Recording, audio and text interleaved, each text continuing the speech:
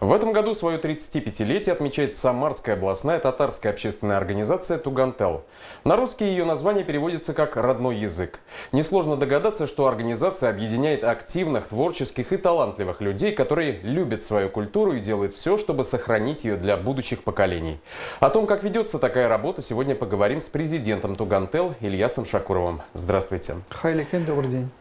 Ильяс Гумерович, изначально хочу вас поздравить с праздником, 35-летием, благополучия и, главное, соратников, наверное, которые будут помогать вам в нелегком и благородном деле сохранения языка родного и культуры. А для начала давайте напомним, как появилась организация. То есть 35 лет, это 80-е годы, конец 80-х, перестройка.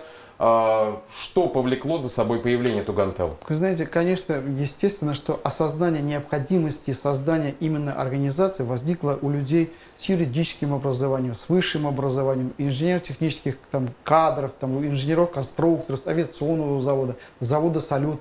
Потому что именно образование дает восприятие, системное восприятие окружающего нашего мира действительности. И если в октябре, в ноябре 1988 года инициативные группы начали собираться, обсуждать, было бы хорошо систематизировать всю эту работу. Потому что какая-то деятельность, она уже была, мечети работала, были в 70-е, 80-е годы очень активно работал такой пятачок, где на территории парка Дружбы народов, в загородном парке молодежь знакомилась, танцевала, плясала, пела песни, общалась, знакомилась, создавала семьи. Вот как раз этой всей работе нужна была координация и систематизация. Вот как раз для этих целей возникла такая организация. И вот я недавно общался с людьми из Татарстана, которые из других регионов, из Москвы к нам приезжал гость. Говорит, что я давно уже слышал про такую организацию Тугантел, все никак вам не приехал. Вот наконец пригласили, спасибо, приехал. И руководители Всемирного конгресса татар, в свое время даже в Татарстане смотрели на опыт вот этой организации на территории Куйбышевской тогда области, изучали его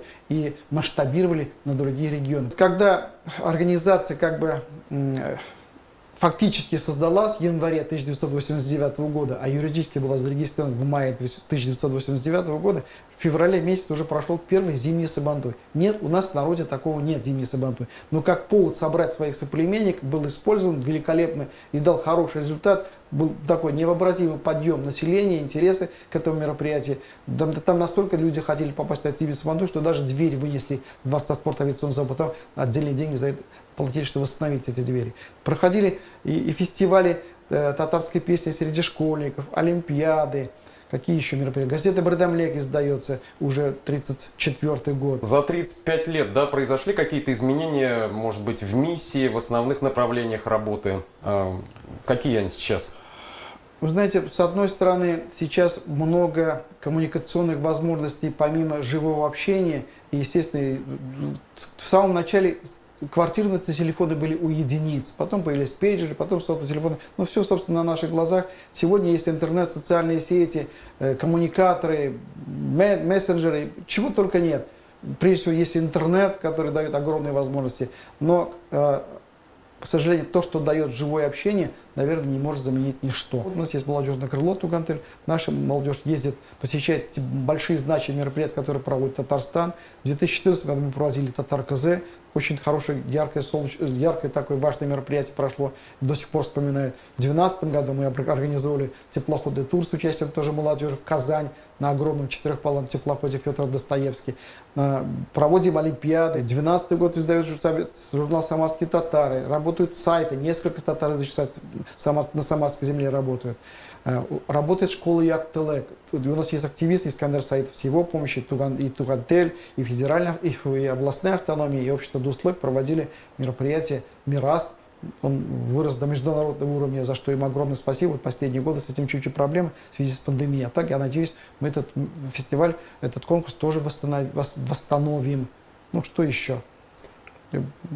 Сабантуй проходит, секции работают, кружки работают.